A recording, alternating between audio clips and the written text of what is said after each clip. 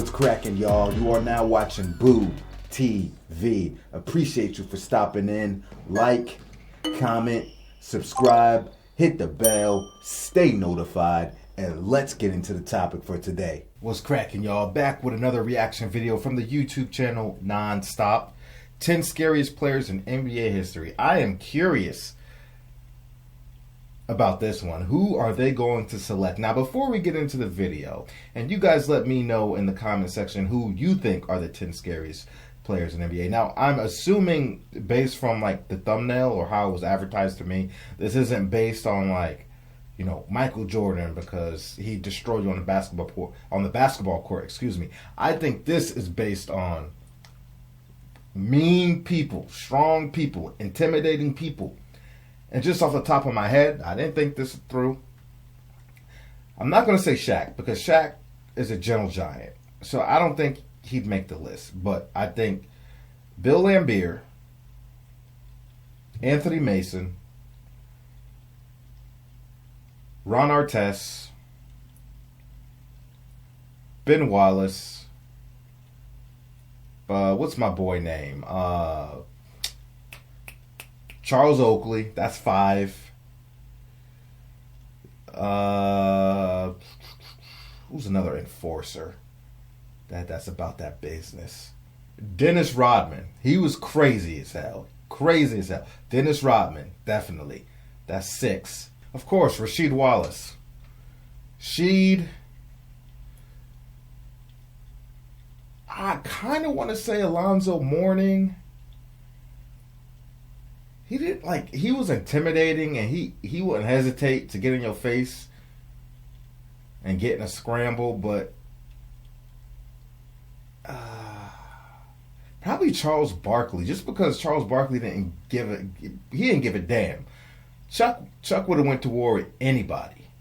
Draymond Green is soft and is a fake tough guy, so not Draymond Green doesn't make my list.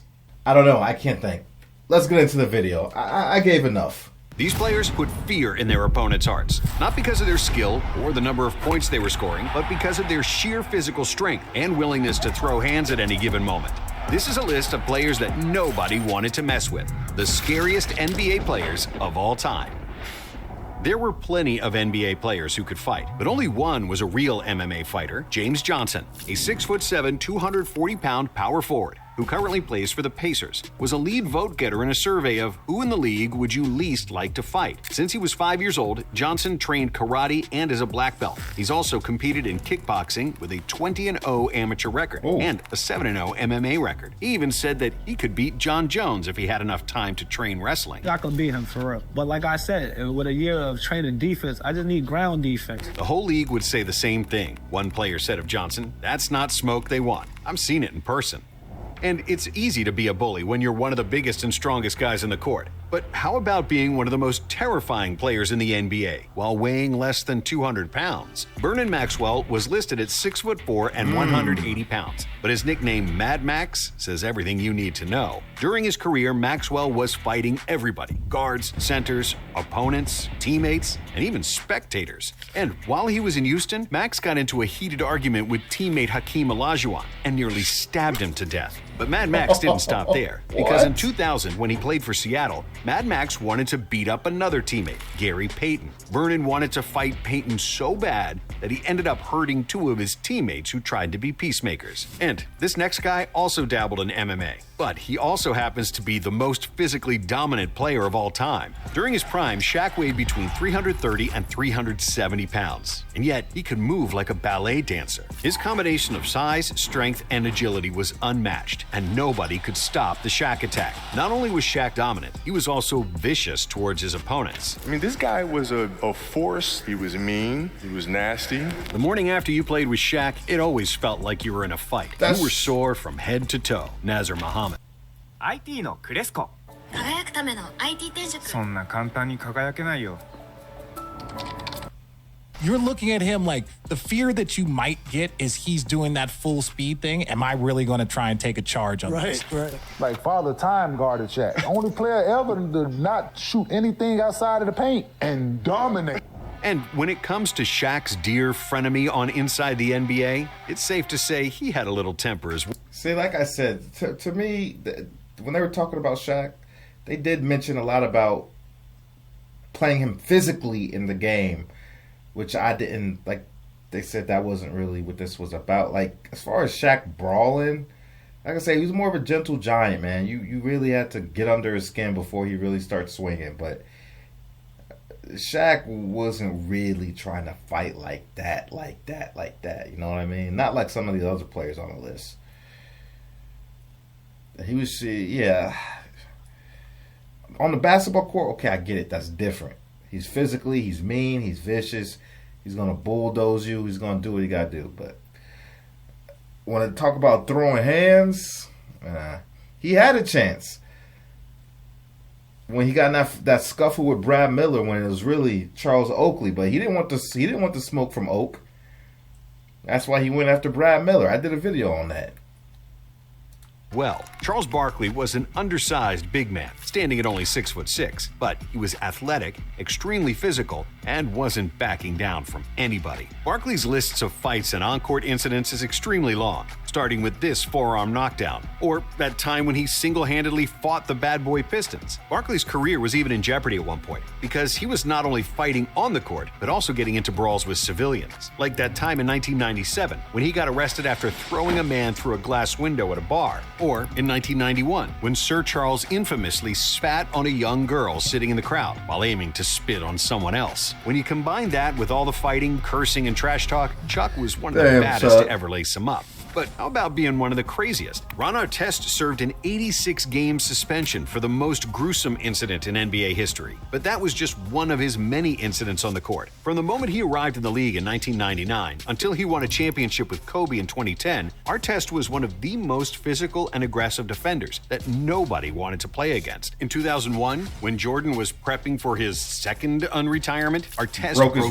ribs in a pickup game. But beyond being a world-class defender and a defensive player of the year, Ron instilled fear in opponents because he was a wild man. Artest drank alcohol before and even during games, and he'd always play on the edge of getting ejected. In 2003, he nearly fought Pat Riley and the whole Miami Heat bench. And that same year, in a game against the Knicks, Ron got so mad that he destroyed some poor cameraman's equipment. You'd think that he'd calm down after serving his suspension for the malice at the Palace, but Artest just continued to punch people in the face. In 2007, Artest had to spend 20 days in jail for another off-court incident because he beat up his wife. But despite changing his name to Meta World Peace in 2011, his old habits remained, just as James Harden.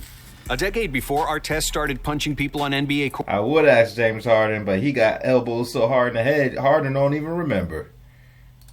One particular bully was more terrifying than anybody. Charles Oakley came into the league in 1985, and he quickly gained a reputation for being an enforcer. When you needed a hard foul, Oakley was there. When a fight broke out between players, Oak was right in the middle of it. In 1989, he squared up against Xavier McDaniel, another colorful character who could easily be on this list. In the 1996 preseason, Oakley and Barkley got tangled up on a rebound, and Oakley tossed Barkley to the floor. Didn't matter that it was preseason, as both players immediately started swinging and got ejected. During the 1997 playoffs, Oak got into a fight with Alonzo Mourning, and next year, these two hotheads got into it again. In 2000, Oakley punched Clippers guard Jeff McInnes after a dispute over a mutual romantic interest. Oakley didn't even wait for the game to start. He punched McInnes during a pregame shoot-around. But maybe the biggest ass-whooping Oakley ever dealt was that of Tyrone Hill, who Oakley beat up over a gambling debt. Even after he retired from the league, Oak wasn't done fighting, as there were several reports of him beating up people who dared to step up to him.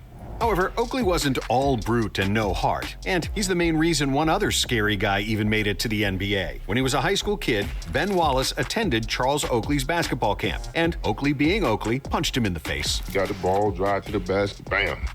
Pull me in the lip, split my joint. He showed no fear and played with tenacious energy. Oakley immediately fell in love with Wallace's game, and he recommended him to his alma mater, Virginia Union University. Without Oakley, Big Ben might have never played in the NBA, but once he made the league, he showed immediately that he was made of the same material as his mentor. At 6'9", Wallace was the shortest center in the league, but they called him Big Ben for a reason. See, Ben was a fitness freak who never left the gym and could bench 400 pounds. Due to his muscular body, mean face, and crazy crazy afro. Nobody was messing with him, and it didn't end well for the ones who tried. Honorable mention goes to his teammate Rasheed Wallace, a guy who couldn't control his anger and who played like a ticking time bomb. Sheed was a walking technical foul, and he's the all-time leader in techs in a season with 41. But two Wallaces are not the baddest Detroit big men of all time. That title belongs to Bill Laimbeer and Rick Mahorn, who put the bad in the bad boy Pistons. There wasn't an NBA player in the 80s who wasn't punched, elbowed, or shown to the floor by Detroit's big men, and they long had a reputation for being the dirtiest players ever, especially Laimbeer. While Mahorn was setting hard screens and throwing punches, I love to play defense. I like to bump and bang, I guess. And that's what's basically has been my job. Laimbeer was also notorious for planting his feet in the player's landing space, which resulted in plenty of ankle injuries. I didn't really ever like Laimbeer in any social situation. No. Yeah. And it's because he's a dirty player. And the final part of the Bad Boys front court trio played the hardest of them all. Dennis Rodman was called the Worm, but his other nickname, Dennis the Menace, probably suits him even better. Playing with unlimited energy, Rodman would get in opponents' faces. He'd trip them, annoy them, and not let them breathe. But I'm seeing the battle between these two guys.